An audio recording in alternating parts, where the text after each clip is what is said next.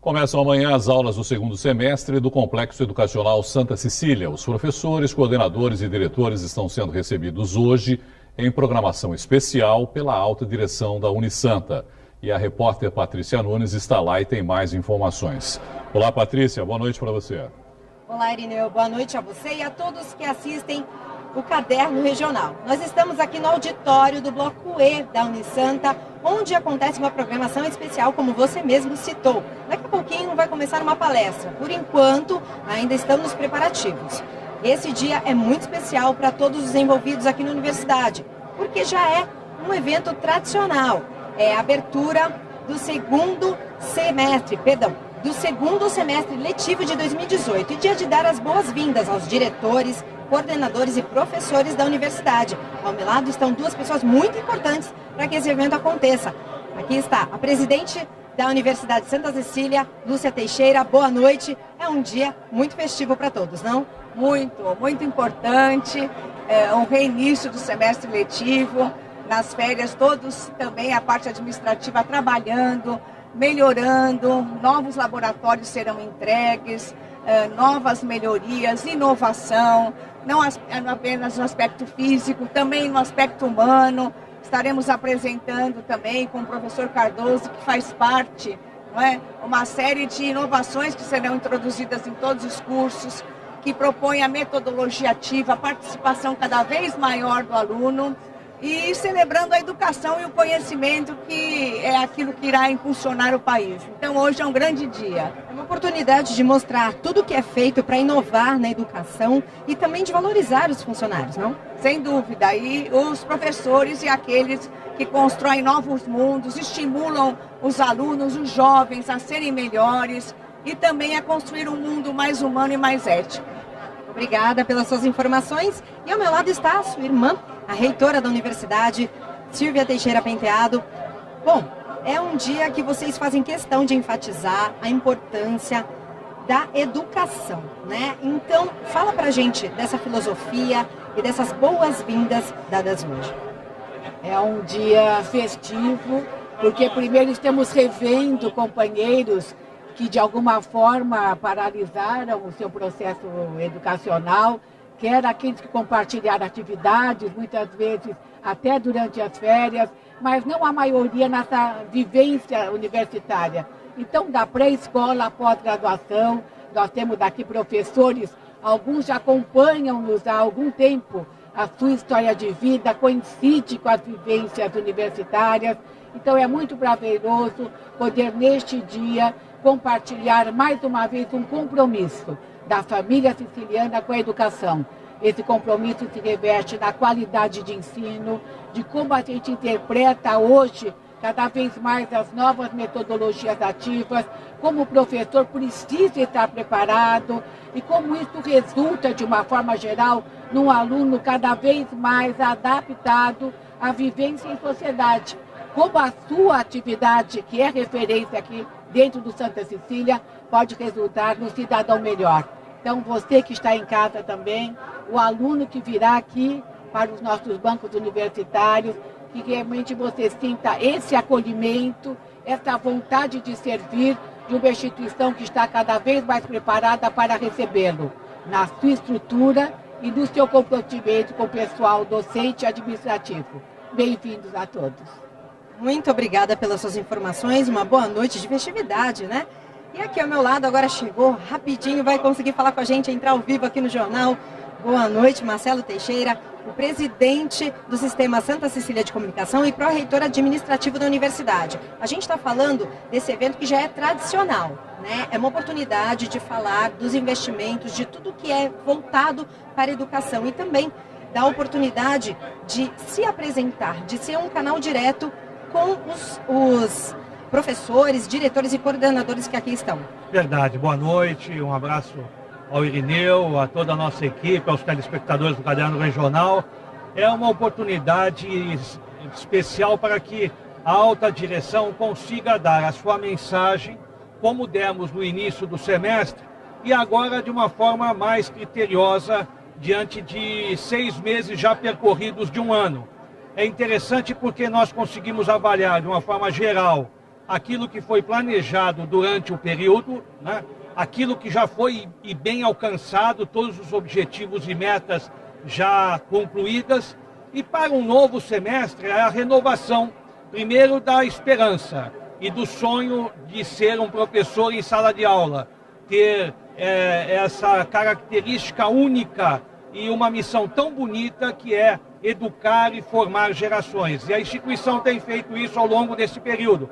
Acredito que os investimentos são importantes, são necessários, os avanços, as reformas, as manutenções, os equipamentos, mas basicamente o professor em sala de aula é o mestre que faz com que, através do seu saber, ele consiga transmitir aos seus alunos parte da sua experiência, da sua condição profissional, já que nós temos aqui grandes mestres e profissionais altamente bem-sucedidos no mercado de trabalho e, consequentemente, a gente consiga concluir bem o ano de 2018. Então a gente já aproveita e deseja um bom retorno a todos os alunos, professores que vão recomeçar as aulas, um novo desafio. Bom semestre aos nossos mestres e aos nossos alunos e familiares que estão assistindo também, já estão se preparando. Faltam apenas agora nem um dia, né? Apenas uma noite para que possam retornar à universidade. Tenho certeza que devem ter aproveitado bem as férias, descansado, estudado um pouco também e agora retomam as suas atividades acadêmicas, já que também tanto diretores quanto professores e funcionários do Santa Cecília estão de corações abertos para receberem todos os nossos acadêmicos. Isso aí, chega de descanso, está na hora de voltar a estudar. Muito obrigada pela sua entrevista, uma boa noite, bom evento para o senhor e para todos. Bom, e a gente vai continuar por aqui, Irineu, acompanhando tudo, registrando, porque o pessoal de casa vai poder conferir amanhã numa matéria especial aqui no Caderno Regional, é claro, a partir das 7h30 da noite. Voltamos aos estúdios. Obrigado. Um novo estudo sobre o Porto de Santos foi apresentado hoje à tarde na CODESP. A proposta é que a partir de julho de 2019, a profundidade do canal seja calculada individualmente para cada embarcação. A entrada e saída de navios dependem da profundidade do canal de navegação. Atualmente, no Porto de Santos, esse calado é um número fixo, 13,5 metros. Embarcações de até 336 metros de comprimento e 48 metros de largura podem passar por aqui. Com um estudo internacional realizado há 2 anos, agora será possível calcular o calado em tempo real, o que possibilita um fluxo maior de importação e exportação. Nós imaginamos uma redução talvez de 30% na necessidade de entrar e sair de navios, pelo simples fato de você ter um maior calado. Quer dizer, com mais calado, o navio carrega mais, você precisa de menos navio entrando e saindo. Para viabilizar esse estudo na prática, foram coletados dados ambientais do canal e dos navios. Uma central de controle online vai reunir essas informações. Batimetria, ondas, maré, corrente, posição dos navios, dados dos navios, esses dados históricos foram utilizados que permitiram fazer esse estudo. A partir do momento que os sensores estiverem no local, nós vamos poder fazer projeções reais, né? Que efetivamente permitirão aos navios aumentar ou não o seu calado. A Capitania dos Portos de São Paulo apoia a aplicação do calado dinâmico. Já há um grupo, conforme foi dito também, composto por militares da Diretoria de Portos e Costas e Diretoria de Hidrografia e Navegação / Centro de Hidrografia da Marinha, organizações estas que assistirão amanhã a essa apresentação, que estudarão, verificarão a parte técnica, né, do assunto, sem descuidar em nenhum momento dos requisitos de segurança na navegação, vida humana no mar e a prevenção à poluição marinha. Desde 1993, 26 portos do mundo funcionam usando esse sistema em tempo real, desenvolvido por uma empresa australiana. 160 mil operações foram realizadas em 25 anos, sem causar nenhum acidente. O calado dinâmico deve ser implantado no Porto de Santos até o 2º semestre de 2019. Para o presidente da CODESP, José Alex Oliva, esse sistema vai beneficiar o trânsito aquaviário. Inicialmente, o valor investido será financiado somente pela Codesp. São equipamentos caros, são equipamentos de 4, 5, 6 milhões de reais. Mas o retorno que ele vai dar para o porto num curto espaço de tempo compensa esse investimento. Quer dizer, é um investimento que traz retorno em curtíssimo prazo. Oliva acrescentou ainda que depois da implantação vai ser cobrada uma taxa extra das empresas privadas. Mas elas podem optar por não usar esse serviço e continuar com os cálculos do calado estático. É como se fosse um pedágio, só paga quem passa, quem não passa não paga. Então a ideia vai ainda estar sendo amadurecida e a ideia é não ter um custo adicional para quem não precisa. Agora, aquele que vai se beneficiar, que vai tirar proveito disso, tem que colaborar sim e pagar o custo da manutenção do processo. Para falar mais sobre esse assunto, nós recebemos o consultor portuário aqui do Caderno Regional, o Maxwell Rodrigues. Maxwell, boa noite, obrigado, viu, mais uma vez pela presença aqui com a gente. Na verdade, esse sistema, pelo que você mesmo me ensinou, deveria ser profundidade dinâmica e não calado dinâmico, não é, Maxwell? E explica para a gente o que é e como vai funcionar isso. Irineu, inicialmente é sempre bom estar aqui no Caderno Regional para que a gente possa esclarecer, principalmente informações importantes em relação aos portos internacionais do Brasil e principalmente em relação à nossa joia, que é o Porto de Santos. Como você mesmo mencionou, existe a pequena diferença entre o que é calado e o que é profundidade, né? O navio tem calado, quem tem profundidade é o porto. E a gente precisa organizar estas informações, porque muitas vezes o telespectador até em casa pode ficar se perguntando. Tudo isso vem ocorrendo, Irineu, em virtude do novo canal do Panamá. A gente já discutiu, já debateu isto aqui, onde você tinha navios que eram bastante longos e com um calado bastante profundo. Com o novo arranjo logístico mundial e com a tecnologia principalmente que vem sendo implementada hoje nos grandes cargueiros, você tem cargueiros mais largos com uma profundidade menor. Esses cargueiros vão utilizar sim o novo canal do Panamá. Por e aí isso, você tem essa modificação do canal do Panamá. Onde você vai ter que utilizar estas outras embarcações em outros portos, principalmente no Porto de Santos, por ser o maior porto da América Latina. Fruto disso, há uma preocupação muito grande com a relação de calado dentro do Porto de Santos. E isso está relacionado diretamente à questão da dragagem. Já discutimos muito isso aqui, a dragagem de aprofundamento do canal e também a dragagem de manutenção. É evidente que um equipamento ou sensores, como vem sendo providos pela própria Codesp em relação a esse estudo, vem a ajudar, sim, mas não vem resolver o problema efetivo que a gente tem. A gente precisa ter uma profundidade hoje no Porto de Santos de aproximadamente 17 metros. É isso que a gente precisa perseguir, para que a gente possa, num futuro próximo, em relação aos arranjos logísticos internacionais que a gente tenha, trazer cada vez mais cargas. É evidente que a gente estanca um problema que é existente hoje no Porto de Santos, de alguma maneira, mas a gente não corrige, se assim eu posso colocar, a hemorragia que a gente tem. Eu acho que a gente precisa resolver este processo, Irineu. Essas modificações vão beneficiar o porto e quando eles falam nesse calado dinâmico ou profundidade dinâmica, é de acordo com a variação da maré, é isso especificamente? É evidente, você tem dentro do nosso canal aí a variação de calado em virtude principalmente de maré, entre outros fatores, como foi colocado até propriamente dentro da matéria, que geram algumas dificuldades. Por exemplo, para a gente trazer isso para um universo um pouco mais minimalista, até para que as pessoas compreendam. Eu tenho uma embarcação, essa embarcação ela cabe em 10 caixas. Dependendo da profundidade e o calado que eu possuo na minha embarcação, eu posso carregar 8 caixas, 7 caixas, 6 caixas, isso é muito relativo, dependendo desta variação. Se esse calado ele é dinâmico, se a profundidade também ela é dinâmica em virtude destes fatores, num passado distante você se utilizava de estudos para fazer a aprovação efetiva deste calado. Hoje, com esta tecnologia que vem sendo proposta, esta avaliação ela é muito mais dinâmica, você tem um dinamismo maior, o que possibilita, sim, ter esta variação, como foi mencionado inicialmente. Mas como nós vimos ali também o presidente da Codesp falando, não é de graça, né?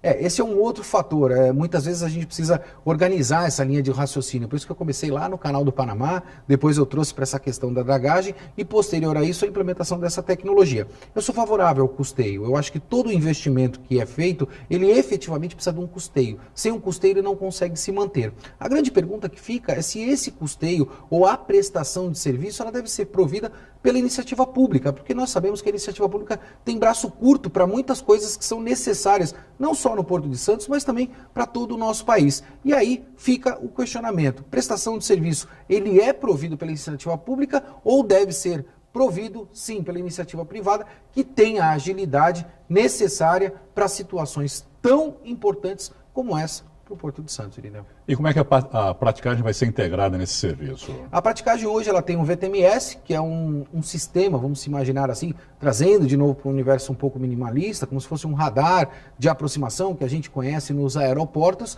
e aí você vai fazer a integração desse sistema junto ao VTMS. Ainda fica faltando uma perna, você entregar todos os terminais também com capacidade, movimentação e assim sucessivamente dentro dessas plataformas para que você possa ter aí sim um arranjo completo logístico do Porto de Santos se utilizando de tecnologia. Se vier a acontecer a integração, eu acho que facilita sim também, principalmente, esse órgão que é tão importante também para o Porto de Santos. O sistema já é adotado em outros portos do Brasil e quando deve ser adotado aqui no nosso porto? Honestamente falando, um sistema como esse, pela complexidade que ele tem, para que entre em operação, esta é a minha visão, eu acho que você não consegue antes de 6 meses. Você tem aí uma série de parâmetros, protocolos, entre outras condições que você precisa seguir um rito para que você faça esta implementação. É um sistema, assim, utilizado no mundo todo, mas não é um sistema utilizado sem que haja uma dragagem eficiente nos portos internacionais também, Irineu. Então, a gente precisa pensar nas duas pontas. 17 metros que você falou de profundidade é o ideal para o porto? Quer dizer, resolveria todos os problemas? Na verdade, é uma pergunta que eu faço. A gente não sabe se o Porto de Santos pode ter 17 metros de calado, mas é um dado ou uma metragem que nós precisamos perseguir para um futuro não muito distante. E precisamos ter esta resposta também. É possível ter um calado de 17 metros no Porto de Santos em virtude desse novo arranjo logístico internacional ou não? Porque se não for possível também, Irineu, aí eu faço uma outra análise, a gente tem um novo arranjo comercial e talvez possivelmente uma potencialização possível de outros portos e repensar principalmente a relação da cabotagem, na qual nós já mencionamos também inúmeras vezes. Só aproveitando a sua presença aqui, Maxo, as condições climáticas têm causado transtornos, né, no porto, não só no porto, como na travessia de balsas também para os usuários. Já dá para falar em prejuízos ao Porto de Santos por causa dessas condições climáticas? Eu acho que as condições climáticas, mundialmente falando, vão ser as condições que a gente habitualmente vai ter que conviver com elas. Outros portos já convivem com isso e absolutamente a gente percebe aí toda a mudança que vem ocorrendo no mundo, de um modo geral. O que a gente precisa se ater é com situações que nós já passamos e a gente não pode passar mais, que venham a potencializar exatamente o que você acabou de colocar. Por exemplo, nós tivemos uma greve dos auditores, tivemos a paralisação dos caminhoneiros e vamos ter agora, já anunciado, a paralisação da estiva novamente. Num ano extremamente complicado de Copa do Mundo, com eleições em outubro, percebe? Com uma economia não muito favorável, então todos esses fatores que já são fatores que não contribuem, já com o que você acabou de mencionar, a gente acaba tendo uma bomba atômica na mão. Marcos, obrigado mais uma vez pela sua presença e uma boa noite para você. Irineu, sempre um prazer estar aqui, estou à disposição, é só me convocar, estarei aqui. Nós agradecemos. Índice de desemprego no Brasil registra queda. Esta é uma das notícias do Brasil em 1 minuto. O desemprego caiu no Brasil, segundo o IBGE. No segundo trimestre deste ano, o índice foi de 12,4%, ainda considerado alto, mas menor do que no trimestre anterior, quando chegou a 13%. Usuários que tiverem seus aparelhos celulares roubados não podem mais ser cobrados pelas operadoras.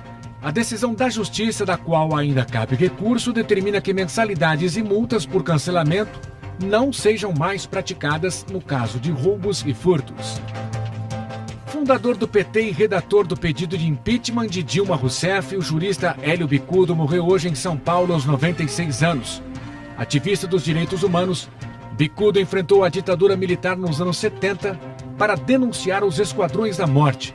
Foi deputado federal entre 1991 e 1999 e vice-prefeito de São Paulo entre 2001 e 2005. Ousadia. Ladrões roubam caixa eletrônico dentro da Prefeitura de São Vicente. Os ladrões usaram maçaricos para fazer o arrombamento. Dá para ver as marcas. E ficaram pedaços do equipamento pelo chão. O local foi isolado para que seja feita uma perícia. Os caixas ficam dentro da prefeitura. Eram mais ou menos 10h30 da noite, havia um guarda municipal aqui de plantão. 2 homens armados chegaram, armados com revólveres, e renderam o guarda municipal, o levaram para esse banheiro aqui. E lá dentro fizeram com que ele tirasse a farda, amarraram os pés e as mãos dele e o deixaram lá. O guarda municipal teria ouvido um dos bandidos dizer que usaria a farda dele para facilitar a fuga. Então mais 4 homens chegaram e começaram a fazer aqui os arrombamentos nos caixas eletrônicos. Por volta da 1h30 da manhã, o guarda municipal, que estava lá dentro do banheiro, amarrado, teria ouvido os bandidos irem embora. Então ele conseguiu se soltar e chamar a PM. Os ladrões conseguiram levar o dinheiro de apenas um dos 4 caixas eletrônicos. O valor não foi divulgado. As investigações estão em andamento. O secretário de governo de São Vicente lamenta o fato. Diz que as imagens do sistema de vigilância já foram entregues à polícia. Ele vai pedir reforço da PM na vigilância. A prefeitura hoje mantém um sistema de monitoramento e um sistema de vigilância 24 horas. A intenção é intensificar isso, né? Através da Polícia Militar e manter, talvez ampliar o sistema de monitoramento. Caso Bacará, Justiça decreta a prisão do segurança que agrediu Lucas Martins de Paula, de 21 anos. O universitário morreu no fim de semana. O segurança Tiago Osaria Souza, apontado como autor de 12 golpes que causaram o politraumatismo craniano no universitário Lucas Martins de Paula, de 21 anos, teve prisão preventiva decretada pela Justiça. A polícia deve divulgar um vídeo amanhã com imagens da agressão. Outros 2 seguranças, Sami Barreto Calender, o chefe do setor, Anderson Luiz Pereira Brito, além do dono do Bacará, foram indiciados. O caso aconteceu no último dia 7. Lucas foi agredido por seguranças da casa noturna Bacará, no bairro do Imbaré, por causa de uma diferença de R$15 na comanda. Uma bebida já comprovada que ele não consumiu. O jovem ficou internado por 22 dias na Santa Casa de Santos. Morreu domingo devido a uma parada cardiorrespiratória. O Bacará segue fechado por apresentar irregularidades, segundo a prefeitura. Entre elas, o fato da casa ter entrada pela Avenida Epitácio Pessoa e saída pela Rua Oswaldo Cochrane. Uma pancada rápida de chuva com granizo acordou muita gente na última madrugada. Em Praia Grande, moradores registraram a grande quantidade de pedras e gelo na rua.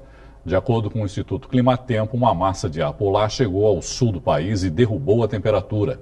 Como a frente vai ficar mais intensa ao longo da semana, a tendência é que até sexta-feira os dias fiquem mais frios e chuvosos. A travessia de balsas entre Santos e Guarujá foi paralisada pela DESA hoje à tarde. O motivo foram as condições climáticas que tornaram a operação inviável. No fim da tarde, o serviço retornou, mas o estrago já estava feito. Filas de até 3 quilômetros de ambos os lados. Falar de futebol, Cuca foi apresentado hoje à tarde como técnico do Santos no Centro de Treinamento Rei Pelé. A apresentação contou com a presença do presidente do clube, José Carlos Pérez. Ele fez uma declaração antes da entrevista coletiva, destacando as qualidades do treinador. Nós tivemos aí um hiato aí de alguns dias para escolher o treinador e nós optamos por escolher um treinador vencedor, que tem um carisma muito forte aqui no Santos Futebol Clube, foi nosso atleta, é muito querido na cidade de Santos e também em São Paulo, tem um nome muito forte no Brasil como treinador, vencedor, mais uma vez repetindo, é vencedor. O técnico chega com contrato até o fim do próximo ano. Cuca disse que sabe do desafio de comandar o Santos, que está a 4 jogos sem vencer, mas demonstrou confiança para o restante da temporada. Hoje o Santos, apesar de estar na zona do rebaixamento do Campeonato Brasileiro, com 16 pontos, ele tem 10 pontos a menos do que o 6º colocado, que vai para uma Libertadores. E com 23 jornadas, 69 pontos a disputar, nós podemos bem ainda buscar uma vaga para a Libertadores do ano que vem. E é esse a grande meta que a gente tem no Campeonato Brasileiro. Cuca estava sem clube desde outubro do ano passado, quando foi demitido do Palmeiras. Essa é a segunda passagem do treinador pelo Peixe. A primeira foi em 2008, sem nenhum título conquistado. O primeiro desafio à frente do alvinegro praiano já é amanhã contra o Cruzeiro pela Copa do Brasil. Ele não revelou se vai mudar o esquema do time. Amanhã vou estar na beira do campo já pedindo o apoio do torcedor, né? Não para mim, para os jogadores que hoje querem toda a prova poder reverter essa situação, e apesar de ser uma outra competição, é muito importante também. E hoje o Santos anunciou a contratação do atacante Denis Gonçalves. O paraguaio de 24 anos é o 6º reforço do time na temporada. O jogador estava no Dinamo de Kiev, na Ucrânia, e chega por empréstimo. O contrato é de 2 anos. A edição de hoje fica por aqui. Mande seu vídeo, denúncia ou reclamação para o Caderno Regional. É só enviar as informações, fotos e vídeos para o nosso WhatsApp, 991517719. 991517719. Uma boa noite para você e até amanhã.